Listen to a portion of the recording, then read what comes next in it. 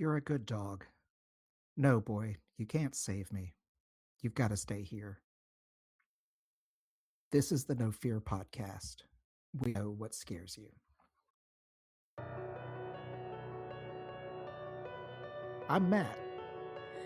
I'm Mel, And I'm Lisa.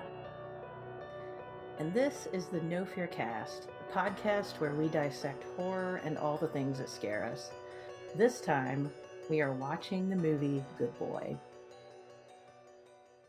Right, as Mel just said, we are discussing the film Good Boy. This was a 2025 feature film directed by Ben Leonberg, written by Ben Leonberg and Alex Cannon.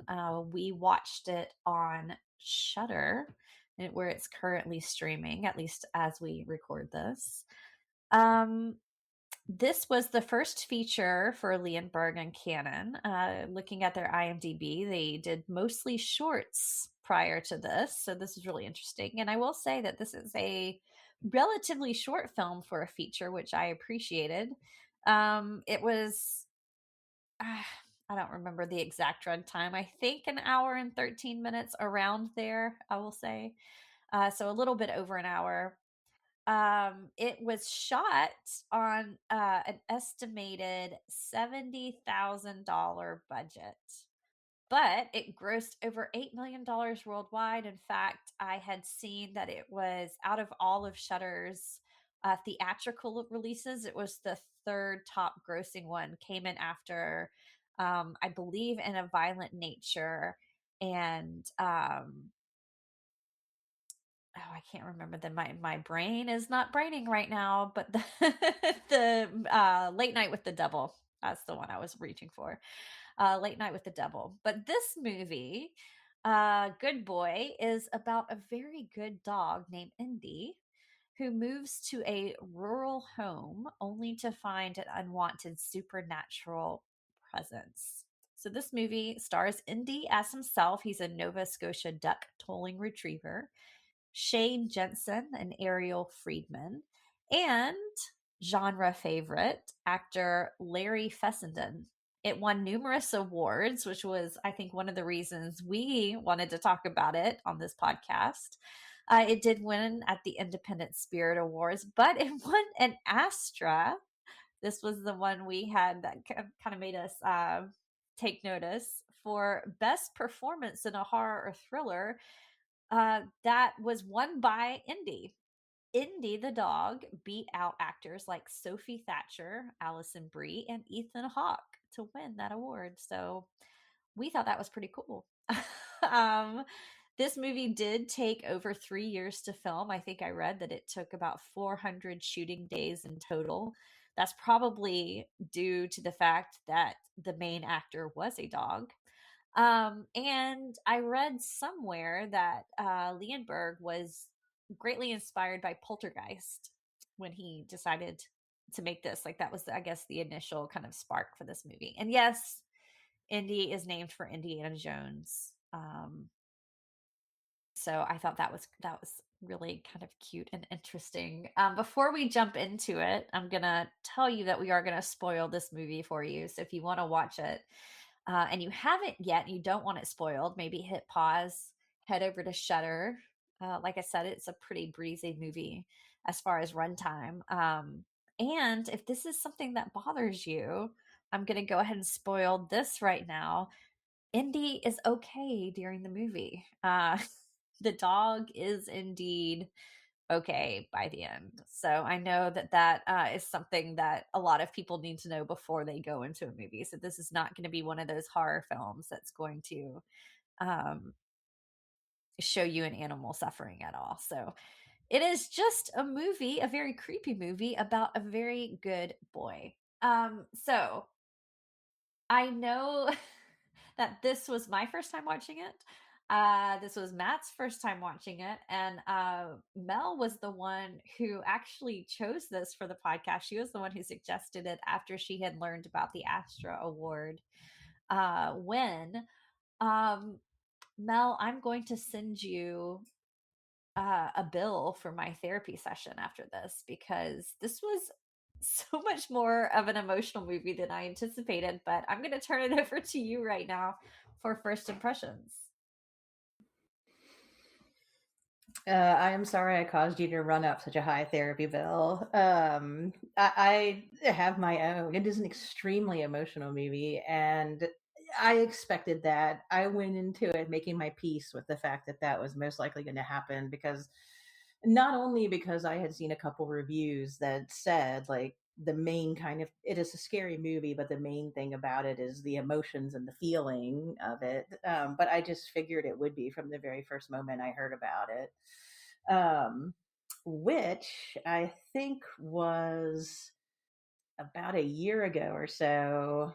I stumbled upon an article online about the fact that there was this horror movie with a dog starring in it. And I was like, oh, that's fascinating because, you know, Lisa and Matt both know this about me, and listeners probably know too that I love dogs. We all have dogs. We all have um, pets on this podcast. And so it caught my attention. And I saw a little short where they were talking to the director, and he had Indy with him, and they were interviewing Indy. I do little quotes, but so I watched it and I was like, oh, that's pretty fascinating. This is really interesting. I read some about it, how they had trained him, and it took the 3 years. And so in the back of my mind, I was really interested in it and I wanted to watch it. But besides the fact that, like I said before, I'm not as brave as some people are with watching horror movies, I also was nervous about the fact that a dog was in it. And I didn't know for the longest time what happened to him at the end. And so finally, I was talking to somebody else about the movie, and they were like, "Oh, I just want to know if he makes it at the end, even before I watch it." And I don't mind spoilers, so I looked it up. So I knew when I recommended we do it on the podcast that he was not going to pass away. But like we said before we hit record, it's still an extremely sad ending, regardless of that. But yeah, like you said, Lisa, when I saw that the dog had won the award and we were talking about different things we could talk about this season, I was like, hey, I want to watch Good Boy. I've heard great things about it. The dog won an award. Like, I think we should check it out. And we did. And so I'll go through a few of my impressions. One, I really enjoyed this movie. I thought, in addition to the really cool um, kind of experimentation with telling the story from the dog's perspective. You don't see the people's faces very often unless it would be possible kind of for the dog to see the face until certain points in the movie when it's necessary for you to, I guess it seemed like to me. Um, and we kind of even go into the dog's mind a little bit with like what his dreams could be or if he's being influenced by what's going on in this creepy house. Um, but yeah, I thought that was really interesting looking at it from the dog's perspective and trying to go into the dog's mind because there's that horror of being taken into a situation. Like, he didn't ask to be taken to this haunted house, like he had to go, and he went with his owner and he tried to protect his owner. The other thing I liked about it is that I thought it was a really good creepy haunted house tale, and it's ambiguous, but that's good because it's a haunted house tale, but also because we're looking at it from the perspective of a dog who has no, I don't think there's a question of belief or unbelief, but he doesn't understand. He just knows there's a threat. And I thought that that was intriguing.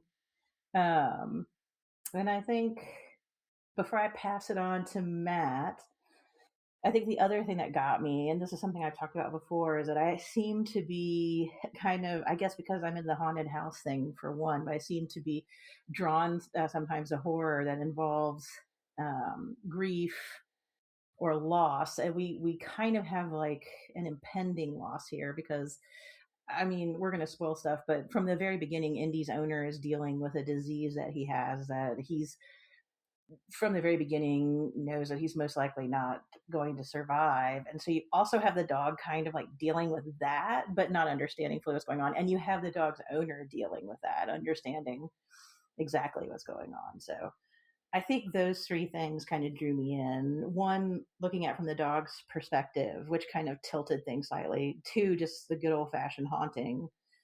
And then three, like the also the emotional heft of it on the human side that it still comes through, even though you're getting it through the perspective of the dog. But Matt, I know we were talking about how emotional the end was before we hit record. What were some of your impressions? You're all monsters for making me watch this. That's all I have to say. So with um, that, we're done, guys. With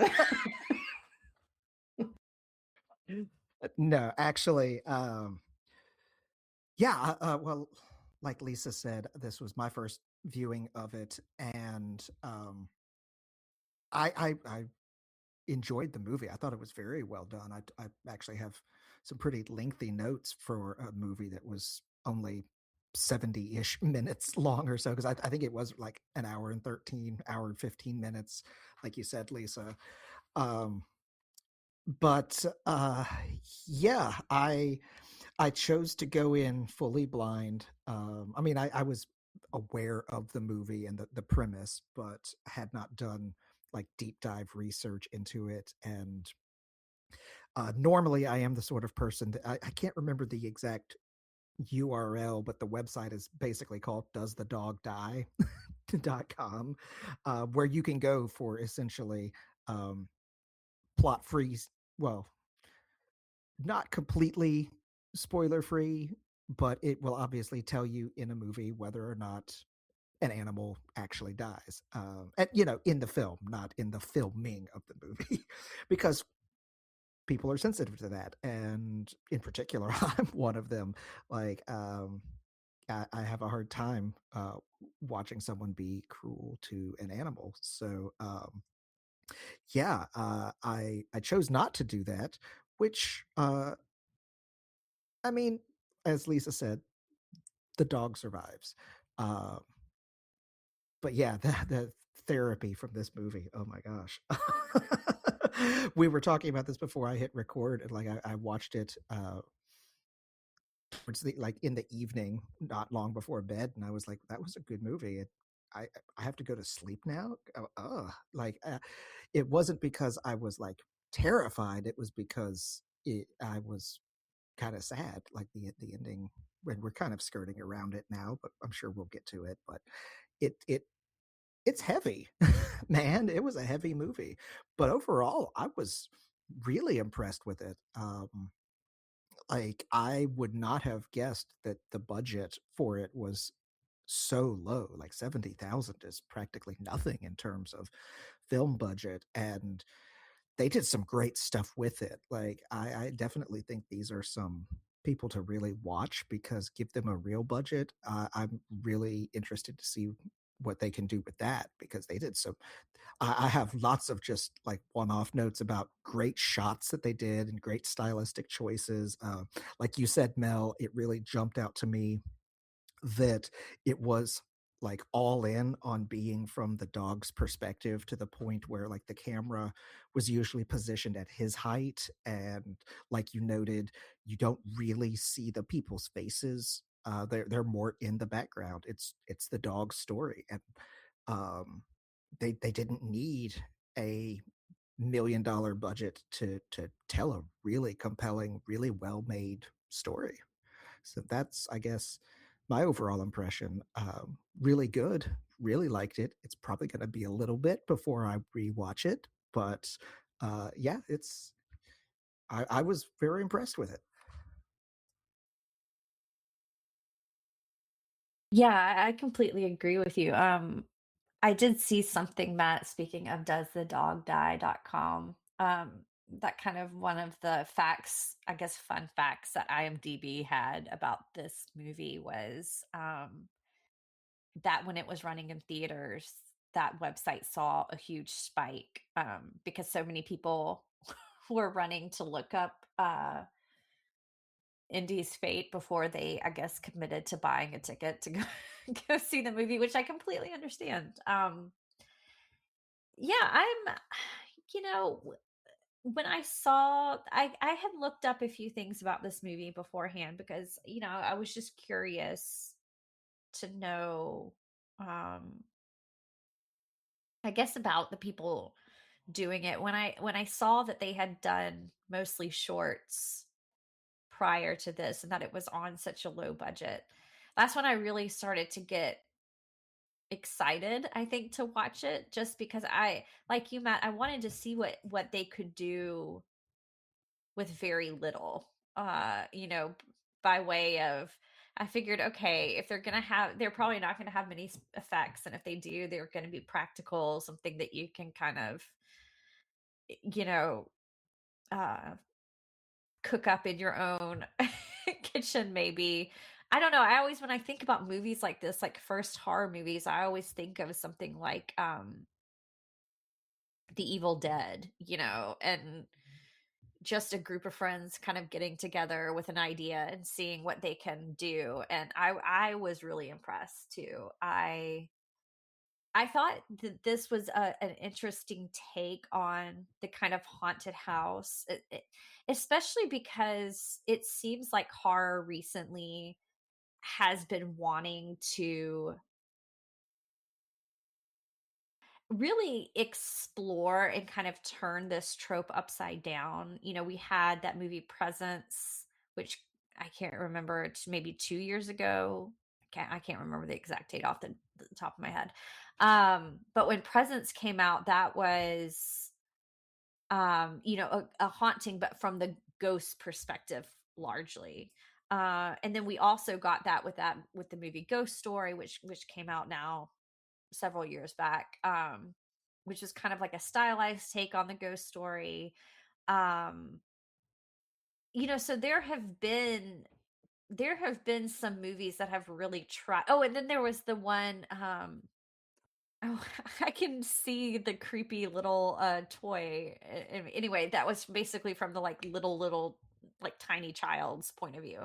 Um, so yeah, they've really been kind of horror, I think in general has been interested in really kind of exploring this idea of a haunted house, but from a perspective we've never seen before. And I think it makes so much sense to do it from an animal's point of view, particularly a dog, because a dog is probably the most common domesticated animal, so there, and I think we all kind of have a sense that dogs can see things or sense things that aren't readily available to the human eye or to the human senses. And that is referenced a little bit in the film. And now because we're getting this from Indy's point of view, um you only hear snippets between like people mainly on the phone. It follows the main character who, we do learn that he's sick at the very beginning and he goes to the hospital and he comes back, and then I guess against the better judgment of his family, he decides to move into his grandfather's old home.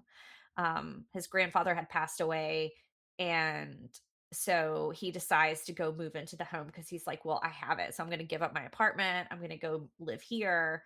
Um, and so a lot of it is conversations with his sister um, over the phone. And so Indy is only hearing part of it. So we're only getting a little bit of it. But at one point, it is kind of referenced that dogs can sense things that aren't there. Like, for instance, they can, there have been cases of animals being able to like smell cancer before it's been detected by a medical doctor, or there are medical dogs that can, be able to alert you if your insulin is dropping, or if you're about to have a seizure, or all sorts of numerous things that dogs can sense. And so it's already kind of woven into the fabric of the film, um, that Indy, just by being a dog, is able to kind of sense this. And so we really only see the haunting from Indy's point of view.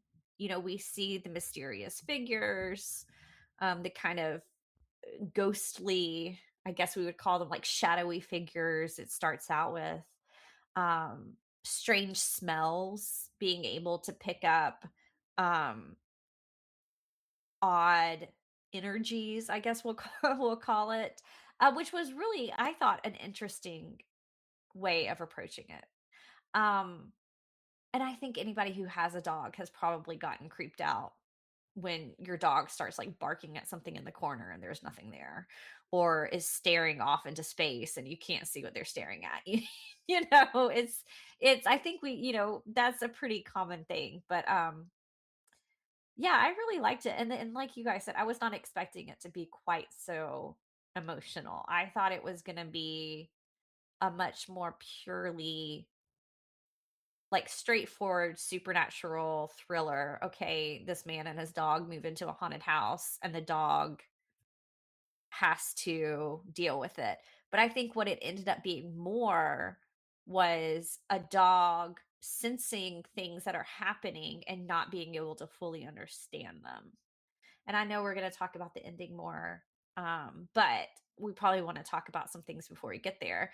Um, so I guess I'll just throw it to you. We have this we have this dog, we have a sick owner. They're living in an isolated space. Um and there are some moments I think of, I don't know, the creepy, eerie, like meant to kind of make our hair stand on end moments. What did you think about some of those early moments where Indy was picking up on things? I think the first one I really noticed was when they pulled up in the rain and back behind the car you see the shadow man. Um and then of course once he's in the house, Indy starts smelling things and scratching at things and wanting to explore. But how did this work for you on like as a supernatural kind of haunted house movie? I'll jump in. First, I'll say there was actually something even earlier, like the very opening scene of the movie when I'm completely blanking on the owner, Todd. The owner, Todd, has whatever episode he has that sends him to the hospital to kind of start off the plot of the movie. If you're looking, there is kind of a shadow person in there as well, in his old place. So like it kind of jumped out at me. I was like, oh wow, they're like hitting the ground running on this. But I thought they did a really good job with that. And this may have been partly because of the budget, or it very much was an artistic choice too, I would imagine. But much like the people, you don't see much of this shadow thing. You know that it's covered in something, mud, oil, some combination of both. We're not sure. And it's definitely like stalking Indy's owner throughout the course of the movie. Like it's a very like predatory sort of thing. But I mean, I we are so much in Indy's perspective that like we only really see what he sees. But also, I thought they did a good job too. Of they had a couple of moments of fake out where you think it's the shadow person, but it's actually like their nearby neighbor. Oh, ha, ha. You have that almost jump scare moment kind of thing. But they didn't overuse that, because that is definitely something that's you can do that once or twice for effect. But if you really you know drive that home and keep doing the pseudo jump scares, or the ha ha, no, it's not actually the shadow man, it was something else. If you do that too much, I mean, it's just overkill. And I thought they did a really good job of limiting themselves to that while still making it pretty dang terrifying, the views of it that you do actually get. I agree. With everything you were saying, Matt. And I just want to quickly like jump on to that you point out he sees something supernatural in the original apartment. Yes, and I thought they played that really well, because at first I was like, oh, it's just like, you were saying, Lisa, like dogs see things or whatever, and you're like, oh, I guess there's a ghost in the corner. But that's the moment around the time when I think Todd is not breathing and is about to stop breathing, when his sister just happens to get there, thank goodness, save him, get him to the hospital. But there is that point, yeah, where you realize there possibly is there's something weird in the corner. And I thought that I was thinking back on it, after I finished the movie, and I thought that was really interesting because the thing is connected to Todd. It's like worse at this house because the house seems to be, the horrible thing is in the cellar of the house, which I'm sure we'll talk more about, which is of course creepy. It reminded me a little bit of that Haunted Inn movie we watched, where they're always running through the cellar, and the cellar doors outside play a role too, especially later in the movie for Indy. But yeah, Todd said, what is it? His sister goes on about how their family is like, I can't remember how she worded it, like cursed or something, and all the dogs her grandpa ever had at the house like ran away, except for the one bandit, which that's also sad. And when you realize what happened at the end, that's part of the emotionality of it. Um, but he says when they go to the cemetery, he tells Indy, as you do, because I don't know, I talked to my dog when I was walking her. Uh, he's like, "Oh, this is where all my family's buried. We all died young for some reason or something." And the dog is just like, he can't really understand what's being said, but he's getting really bad vibes from the cemetery. So I thought it was interesting. We, as the viewer, understand what the people are saying. So we're like, this family has something going on. So it's possible he was being kind of haunted in his apartment and then just went there. He was ultimately going to go there, like the other people in his family, and die. Um, but then you're also seeing the dog being haunted by it too, because the other thing I thought was cool is that he doesn't believe his dog when the dog is trying to give him warnings, just like people who think that places are haunted and other people don't believe them. Um, but we kind of believe it because we're seeing it with Indy. Then one more thing I want to say about the creepiness of the haunting is that it's a mix of stuff, but there's stuff that would scare a dog in there too. I thought it was really cool how they used the ghost dog and the fact that Indy hears the whimpering from the basement. Indy sees the bad thing and he sees what happened to the grandfather a bit, but it's because he's seeing what Bandit, the dog that stayed with the grandfather until his death, saw, which I thought was interesting. It's a human haunting, but there's an aspect of it that works as the how a dog would be haunted. I don't know how else to explain it. It sounds weird, but I think it worked perfectly. And then there's one moment where the creature comes up behind Indy, and it's kind of like a little jump scary type moment. But the viewer, is the only one who sees that, so it's real because Indy doesn't notice it comes up behind him at that point. So yeah, I know the use of the perspective and what was haunting the dog versus what was haunting the people. Those choices were so fascinating to me, and they just really made this kind of creeping dread that picked up throughout the entire movie as you learned more by understanding what Todd was saying when he was talking to the people around him. But you also learned by what Indy was finding out through ways that I guess a dog would find out. I mean, it's the only way we can explain to ourselves how a dog would be haunted. But I thought it worked really well. Yeah, I really liked the connection between Indy and the like ghost dog. Because it did add this like as you were describing, Mel, it did add this other layer to it, which I thought was really interesting because it wasn't just and I mean it really isn't, I guess, at its heart a malevolent haunting because it's I think it's more of grief um and frustration, when you look at it from the human perspective, I think, knowing because I mean, you learn, and again, spoilers, you learn that his owner, is not only sick, but is dying, at a certain point in the film, because you do leave the house. It's set mostly in the house, but there are scenes like Matt alluded to, there are scenes in his initial apartment, where he's already sick. And then later they leave and he goes to a hospital or clinic, and it's clear that he's trying to get on some sort of like drug trial, but because it is too far advanced, I'm assuming it is cancer. I don't know if they actually like say that. I can't remember that now. But then again, you're getting it from Indy's point of view, so he might not have registered, you know. But we just learned that whatever he has, he's too sick, it's too far advanced. He's not eligible for this drug trial. And so basically he's just sent home. Um and I got a little frustrated when the doctor at one point said like you should have come in sooner. Um or like if you had come in sooner, maybe it would have been different or something along those lines. And I remember just getting really frustrated on his behalf, thinking, I can't believe she just said that to him. But anyway.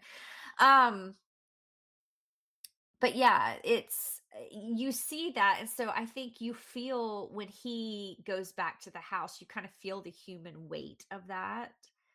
But when it's solely in Indy's perspective and you get that connection with the other dog, it's almost like that's somehow it is being explained to Indy what is going on. Not fully, not in a way that, like, we know, but, like, that's how we know what happened with the grandfather, for instance. Like, when we see that, that's how, who's also, by the way, that's the one who's played by Larry Fessenden, and I thought that was he did pretty well. That was a fun, watch, but yeah, I don't know. It was a really interesting kind of like, oh, this haunting, like I said, it's not malevolent. It's a way of passing on information and a way for Indy to understand what's happening through the only way he really could understand, and that's from another dog's perspective. And all of that was seen. I thought the scenes where that was shown were really well done. I mean, he finds Bandit's red bandana, um, and that scares Indy because when he like sniffs it and finally touches it, he gets, I think, the full brunt of kind of what had happened, and that there was a violent end, and or a very upsetting end, if we want to, maybe that's a better word for it. But and then of course, yes, the basement, because he's constantly hearing whimpers, he's smelling things, he's trying to dig to get into the door, um and can't. But I don't know. I really liked that it was the connection between the two dogs. That was the kind of explanation for what was happening in the house, because that was how Indy could understand it. And I like the snatches of, I think you mentioned this earlier, Lisa. Well, I think we all three have probably mentioned some way. Like, I like the way we get the snatches of information too, because there are these moments in the movie where with just a few brushstrokes, we get so much more than what was shown. Like the montage at the beginning of when he got Indy up to the day he comes out of the hospital and Indy gets to see him again and so happy. Like there's so much in that. It chokes me up like watching it. The trailer, I was like, oh my god, the trailer is emotional, but you get so much more than what's shown. And I think, like you're saying, yes, the thing in the house that's haunting the family does have something, I think, to do with death and grief and when it's time and what that means. But it also, we're getting this from the perspective of a dog, and you see Todd wrestling with his mortality. Like sometimes I would get irritated with him with the way he was treating Indy, but the reason he's gonna die, and you see him come to that. He knows it the whole movie, but when he knows it, like when he knows it's basically going to be that night or the next day, like you feel that. And like you could have a movie that was focused on Todd and his sister Vera trying to come to terms with it, but the fact that unfortunately Todd is running away and not talking to his sister about these things, but we're getting it from the perspective of the dog. But it's enough to agitate and worry Indy in addition to the supernatural thing, even though he doesn't understand it. But as the viewer, I felt like it wasn't 70 to 75 minutes. I felt like I got like this whole family story, and I felt, up to the end with Todd and Indy. I mean, the movie just has so much under the surface. It does a lot of work in a short space, I guess is what I'm trying to say. And you get so much more from these moments, the visions, the dreams, like the conversations that are overheard. We're putting it all together, and it's such a gut punch. It, it really is. And kind of going back to that like moment after um he comes back with Indy to the house after he has been rejected from the drug trial. And it, like you said, Mel, it's the, he's known pretty much since he left the hospital that, and I mean, we know that he's not going to make it from pretty much the first scene. I mean, that's like movie symbology. That's movie language, right? When you see somebody and they cough up blood, which happens in the very first scene of the movie, you know, oh, okay, this person is not long for this world. But it was the coming to terms with that, because it's like you can know something and then you can know something, as you put it. And it hurt me to see him, like you said, how he treated Indy. First he tells him to get off the bed, he says, you can't sleep here tonight. He yells at him, pushes him away, and eventually takes him outside and chains him um up outside. And you feel how abrupt and confusing it is for Indy, like going the way that that sequence is shot and the way that it's edited together. But you also feel the weight of it from the human perspective, and seeing the calls from his sister at that point. I think when you talk about the gut punch, that was that for me, Mel. It was when his sister knows his time is ending, and how scared she must be to think, is he not answering me because something has happened? Is he not answering me because he's angry and doesn't want to talk to me? It should, you could almost, you could feel, I could feel that, when I was watching it. And I thought that was really, that was really impressive, to think that, like you said, you felt this full breadth of a family, and probably what had been going on with the grandfather too. I mean, we are primed going into this thinking this is a haunted house movie, and so feeling like something sinister took the grandfather, because I think it's mentioned people haven't really lived in this house, and their grandfather had been there the longest, but even he hadn't been there very long. And kind of looking back and thinking back on the movie, I was like, well, I guess the implication is supposed to be his grandfather did a similar thing, right? Like he was sick and kind of withdrew from everybody. And she's now afraid her brother is going to do the same thing. I don't know. It was just, oh my gosh. It was really emotional. But yeah, from that point on in the movie, it does move really quickly too towards the end. So I guess we should just talk about the end. When once Indy is out in the yard, it's very clear that something, this like big something, this ghostly thing is like in the house. And at this point, you kind of understand that it's, while it is real, because as you point, I think Matt, as you pointed out, we see it when Indy doesn't see it.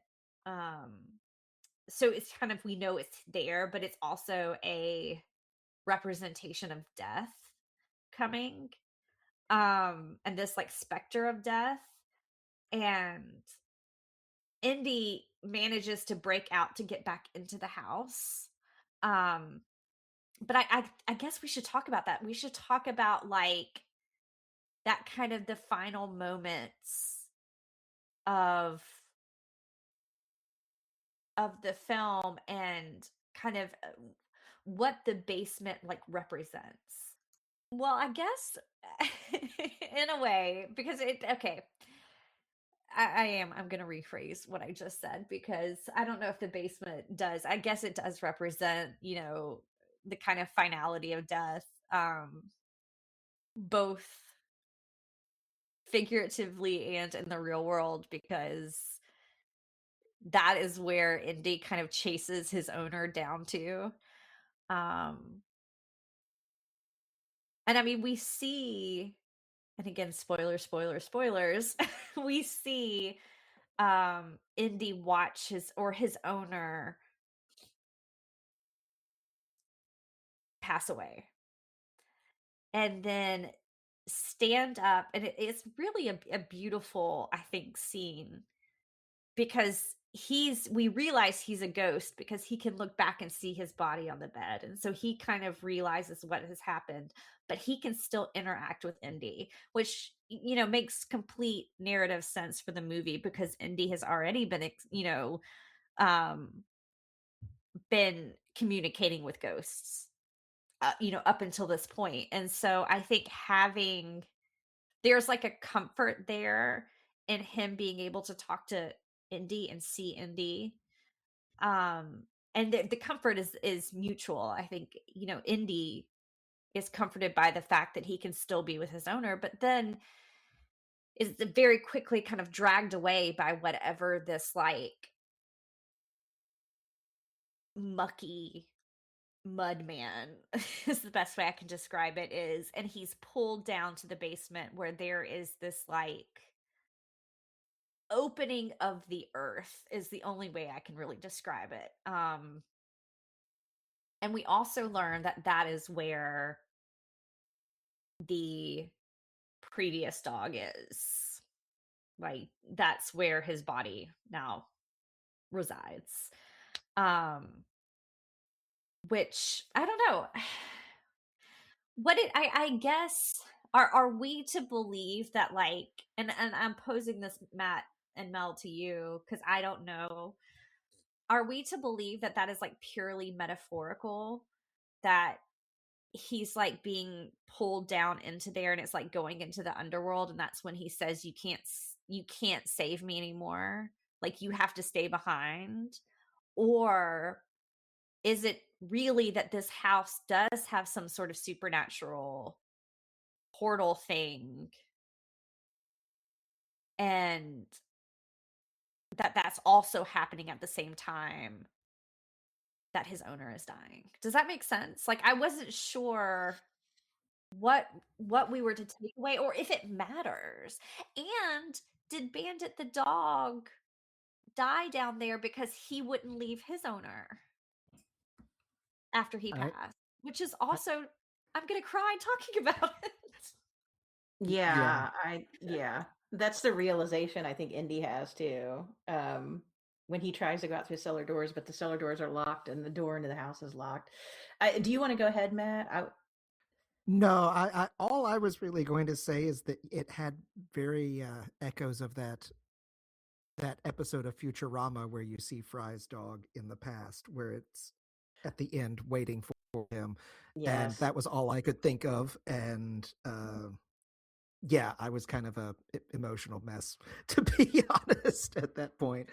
I was all I was going to say is I think you were kind of right, Lisa, with the last things you were saying, that it kind of almost doesn't matter. Like, it's definitely ambiguous and up to interpretation of whether or not that is, he's being dragged into hell by a demon, or if it's just sort of a passage to another world, or if it is a haunting thing. I mean, it's definitely ambiguous and intentionally so.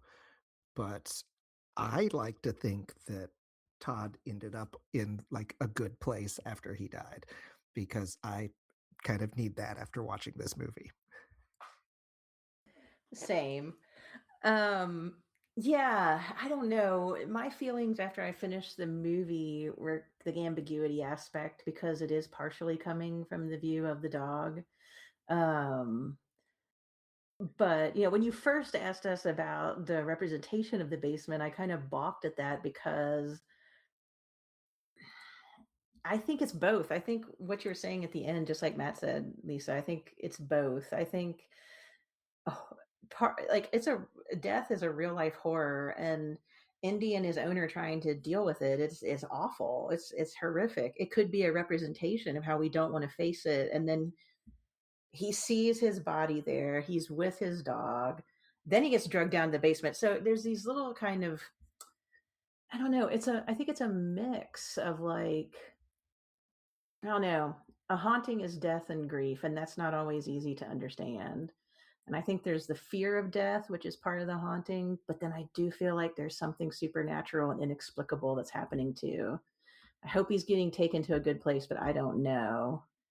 But the fact that the dog is willing to go to hell for him is amazing. When the dog goes down the hole to wherever the hell that is and pulls him back, I mean, it was an amazing end. But then, of course, he sees Bandit. And yeah, like you were saying, Lisa, it's extremely hard to talk about because Bandit stayed, but there was nobody to come release him. Luckily, the sister comes and gets Indy because the grandfather didn't have anybody to help him locally, but Todd has Vera, which I think is also a statement about family as well, that she came even when he was pushing her away. Um, the reason why I think there's a supernatural aspect and I worry it's negative, I hate to be a downer, I'm hoping for positive, but the fact that when it comes after Indy in the doghouse and he gets free, the cellar doors open like magically for him to break into the house.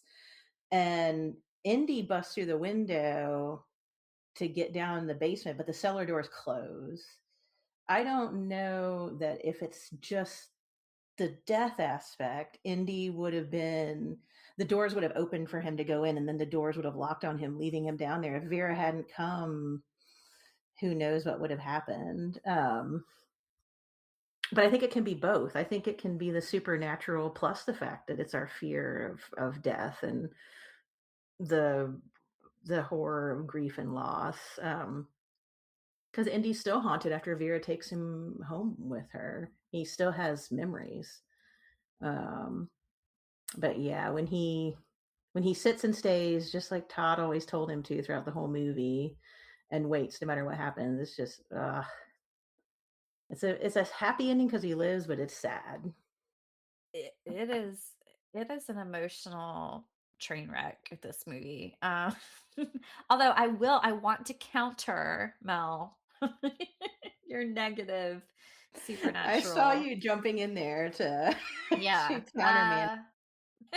No, I agree. There is something supernatural because we see, well, we know Indy has a connection to the supernatural world. Right? I mean, we know this. This is an established part of the movie. And at the end, when death is imminent and he's outside, there is something that seems to be attacking him. There's also this, the doors do fly open. You are absolutely right there. However, I feel like if we are looking at the supernatural world as it's understood by Indy, the thing that connects him, I think, most to the supernatural world is the other dog. And I think there's a possibility, if you want to read it this way, why that scene is so scary is because Indy doesn't know what's happening. There's a lot of confusion and fear. He doesn't,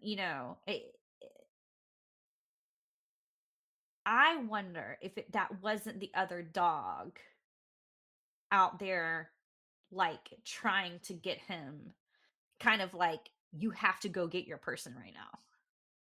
You have to go be with your person. And yeah, the doors like fly open and fly shut, and it's like this terrifying thing. But I also wonder if that wasn't kind of a, you've got to be there with your person type of thing, energy.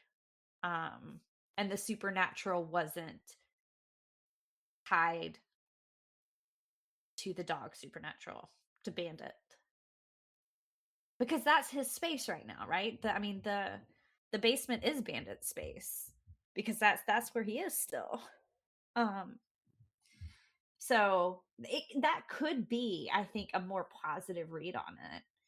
I don't think Bandit meant to like trap him down there, but I think Bandit was like, you've got to go be with your person. And I will say, oh, go ahead, Mel. Oh, I'm curious to know what you think. I was gonna say I like that interpretation. It makes a lot of sense. I like this idea of that's bandit space. And maybe it's the people are being haunted by their mortality and their fear, and Todd accepts it. But the dogs, like you said, that's interesting. I Yeah. like that interpretation I mean, a just to lot. make it not feel so, because I'm like you, I don't want to think about Todd being dragged to like a scary, mucky underworld where he's gonna turn into like a shadow dripping goo. Like I don't, but I also think that that's the way maybe Indy would understand death. Because that's very close to like if he's already if Todd had already taken Indy out to the graveyard and kind of been like, this is where everybody in my family is, that might be Indy's understanding of, okay, that's what comes next. So I don't know. I'm just trying to put a more positive, if we can. So it's not like like I said, I don't know if this feels like a malevolent presence as much as a confusing and unwelcome presence. But I also will say I am so glad that they gave us the like end credit scenes of seeing Indy. I'm guessing that's in Vera's car driving away because again we never see Vera. We just see Indy putting his head out of the window and like enjoying the ride. I mean, I don't know. It's just it feels like okay, he's been through something horrific, but life is going to continue on, which made me feel good. All right, well, um, I want to go hug my dogs. Honestly, um, I did watch this with my my smaller dog on my chest. I was laying on the couch, and that did not help the emotion at the end. I was blubbering. But if you've watched this film, I'd love to get your take on it. Is this a more malevolent haunting, or is it just kind of Indy coming to terms with it? And I don't know, but let us know what you think of that ending and of Good Boy. We are online. You can find us online at No Fear Cast on Twitter and Instagram. We also have a Facebook page. Our email is nofearcast@gmail.com. Remember, that is KNOW. If you love what we're doing, consider supporting us on Patreon. We do have quite a backlog of many episodes for you to go back and listen to if you are a supporting member on Patreon. We also have merchandise available at our website, nofearcast.com, or you can simply rate and review us. It's entirely free for you, but it does help other listeners find us. Theme music by Nicholas Gasparini. We will be back in 2 weeks with a brand new episode.